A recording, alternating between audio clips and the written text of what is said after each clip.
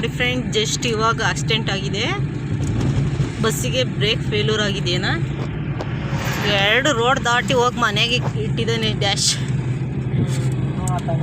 ಟಿಪ್ಟೂರು ಮತ್ತು Arsikere road centre, ಆ ರೋಡಲ್ಲಿ ಆಕ್ಸಿಡೆಂಟ್ ಆಗಿದೆ ಫ್ರೆಂಡ್. ಜಸ್ಟ್ ಇವಾಗ ಯಾರಿಗೂ ಏನೂ ಆಗಿಲ್ಲ, ಎಲ್ಲರಿಗೂ ಸ್ವಲ್ಪ ಮೂಗೇಟ್ ಆಗಿದೆ. ನಿಮಗೆ ಗೊತ್ತಾ?